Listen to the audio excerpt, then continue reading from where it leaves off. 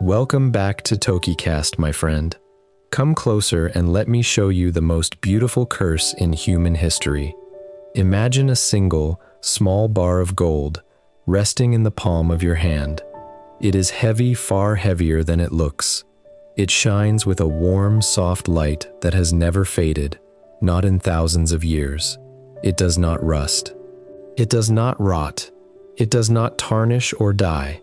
And here is the strange, true thing for this soft, useless, gleaming metal, a metal you cannot eat, that keeps you neither warm nor safe. Human beings have crossed unknown oceans, enslaved entire nations, murdered their own brothers, and destroyed whole civilizations.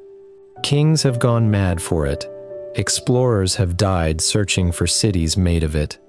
It has been called a blessing and a curse in the very same breath. And that curse is still with us today. Take a slow breath, and let me show you the dark history of gold. A metal so useless it cannot feed you or shelter you, and yet more desired than almost anything on earth. A legend of a golden city that lured hundreds of men to their deaths. An empire drowned in gold and destroyed because of it. A single discovery that sent hundreds of thousands of people racing across a continent. And a hunger for this gleaming metal so deep and so ancient that we still measure our wealth, our love, and our victories in it today. Almost nobody stops to ask why.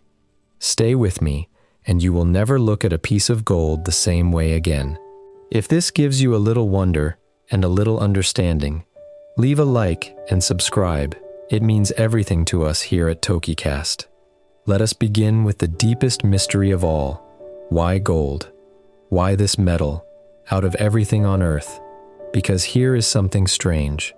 Gold is, in most practical ways, almost useless. You cannot eat it. It will not keep you warm. It is too soft to make a good weapon, or a strong tool. A gold sword would bend in your hand. So why did humans, all over the world, in cultures that had never even met each other, all fall in love with the very same metal? The answer is a kind of quiet magic. Gold has three rare gifts. First, it is beautiful. It catches light with a warm glow that reminded ancient people of the sun itself, the giver of life. Second, it is almost impossibly rare, hard to find and hard to dig from the earth. And third, and most wondrous of all, gold does not change. Iron rusts, silver tarnishes and blackens, food rots, wood rots, even stone crumbles over the ages. But gold is nearly eternal. A piece of gold jewelry made 5,000 years ago can be dug up today and still shine as brightly as the day it was made. To ancient humans, this was almost supernatural. Here was a piece of the sun that never died. Is it any wonder they believed it belonged to the gods? But before we go further, let me tell you where gold truly comes from, because the answer is more astonishing than any legend. Every single flake of gold on Earth was born not on this planet, but in the violent death of stars. Long before our world existed, in the deep furnaces of dying stars and their titanic explosions across the cosmos, gold was forged in fire and scattered through space.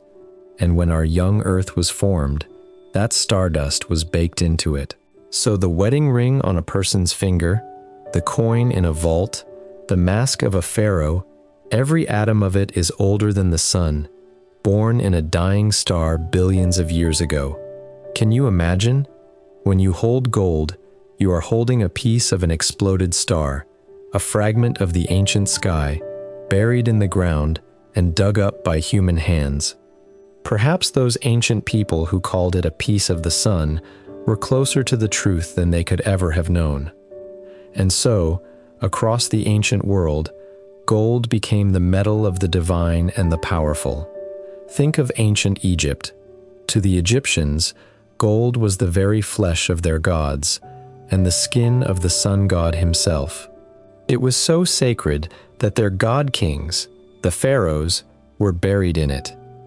When the tomb of the young pharaoh Tutankhamun was discovered, thousands of years after his death, he was found lying inside a coffin made of solid gold, his face covered by a breathtaking golden mask. Imagine the wealth of that an entire coffin of pure gold, buried in the dark for over 3,000 years, so that a king might carry the sun with him into the afterlife.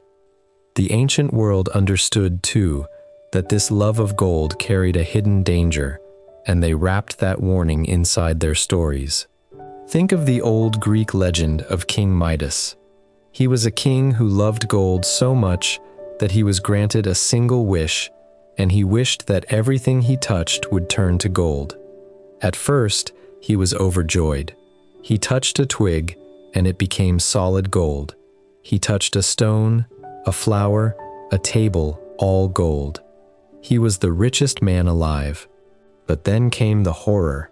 He reached for food, and it turned to hard, cold metal in his mouth. He lifted a cup of water, and it became solid gold, undrinkable. And in the most heartbreaking version of the tale, he reached out to embrace his own beloved daughter and turned her, in an instant, into a lifeless golden statue. Starving, alone, surrounded by useless riches, Midas begged to have his gift taken away. It is only a legend, my friend, but what a warning it carries, whispered down to us across thousands of years. The endless hunger for gold can turn everything you love to cold, dead metal in your hands. But if gold could lift men toward heaven, its hunger could also drag them down into the darkest cruelty. And nowhere is this clearer than in one of the most tragic stories in all of history. Travel with me across the ocean, to the Americas, 500 years ago. There, great and ancient civilizations, the Aztecs and the Inca, had gathered gold in astonishing amounts. But here is the beautiful difference to these peoples. Gold was not money. You could not buy things with it. To them, it was sacred and artistic, the sweat of the sun. They called it, used to honor their gods and beautify their temples. They loved it for its meaning, not its price. And then the Spanish arrived. The conquistadors, hungry for wealth, could not believe their eyes. They saw temples decorated with gold, kings adorned in gold, whole rooms glittering with it, and a terrible madness took hold of them. In their lust for this metal, they toppled these mighty civilizations. In one of the most infamous acts, the Spanish captured the emperor of the Inca. To win his freedom, the emperor offered to fill an entire large room, once with gold and twice more with silver. His people stripped their temples and brought a mountain of treasure. The Spanish took every piece of it, melted the priceless ancient artworks down into plain bars, and then killed the emperor anyway. Can you imagine the horror of that? An entire civilization's sacred treasures, thousands of irreplaceable masterpieces, melted into dull bricks, and a king murdered for a promise already kept? The greed for gold had swallowed all mercy, and that same greed gave birth to one of history's most haunting legends. Somewhere in the wild lands of South America, the Spanish began to hear whispers of a hidden kingdom, a place of unimaginable gold, ruled by a king so rich he covered his own body in gold dust. They called this place El Dorado, the Golden One, and the legend drove men insane. For centuries, explorer after explorer marched into deadly jungles and unknown mountains, searching for the Golden City. They died of hunger, of fever, of arrows, of madness, chasing a place that, as far as anyone knows, never truly existed. Whole expeditions of hundreds of men vanished into the wilderness, all for a dream of gold. Can you imagine dying, lost and starving in a jungle, still whispering the name of a city made of gold that was never there? And yet gold could also build wonders and raise up the most magnificent figures in history. Let me tell you about a man many believe to be the richest human being who ever lived, richer than any billionaire alive today. His name was Mansa Musa, the emperor of the great West African Empire of Mali, 700 years ago. His lands were overflowing with gold, so much that his wealth is almost impossible to imagine. When he made a great pilgrimage across the deserts to the holy city of Mecca, he traveled with a caravan of tens of thousands of people and camels loaded with staggering amounts of gold. And as he passed through the great city of Cairo in Egypt, he gave away and spent so much gold, so freely, to the poor and to the merchants he met, that he accidentally crashed the value of gold in the entire region for years afterward. Think of that, a single man so rich that simply passing through a city and being generous disrupted the economy of a whole part of the world. He was not a conqueror, drowning in blood. He was a builder who used his golden fortune to raise great mosques and centers of learning that drew scholars from across the world. But you do not need a lost city to see gold's power to move the whole world. You only need to look at what happens when someone finds it. Because when a large amount of gold is discovered, something extraordinary happens to human beings. A kind of fever spreads. In the year 1848, a man discovered a few flakes of gold in a river in California, in the United States. The news spread like wildfire, and what followed was one of the great mad rushes of history. Hundreds of thousands of people from all across America, and then from all over the entire world, dropped their lives and raced to California, dreaming of striking it rich. They came by ship and by wagon, crossing deserts and oceans, enduring terrible hardship. Sleepy little settlements exploded into booming cities almost overnight. A few lucky souls became rich beyond their dreams, but most found only backbreaking labor, disappointment, and an early grave. Still, that gold rush helped build a state and reshaped a nation. Such is the strange power of this metal, the mere rumor of it can move 1 million people across the face of the earth. And here is a final secret about gold, one that reaches right into your pocket at this very moment. After thousands of years of being treasured only for its beauty and its value, we have finally found real, practical uses for gold, and they are everywhere in modern life.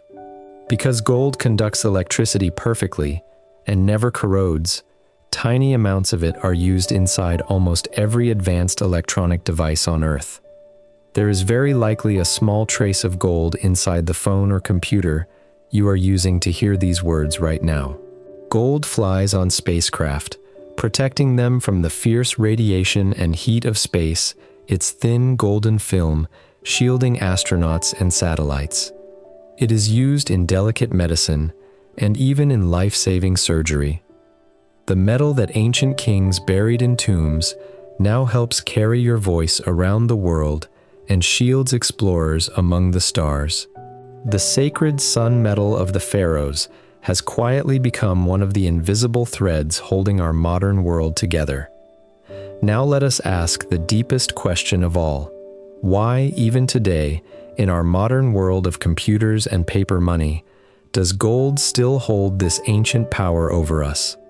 Why do nations still lock great bars of it away in guarded vaults, deep underground? Why do we still give rings of gold to the ones we marry, and medals of gold to the ones who win?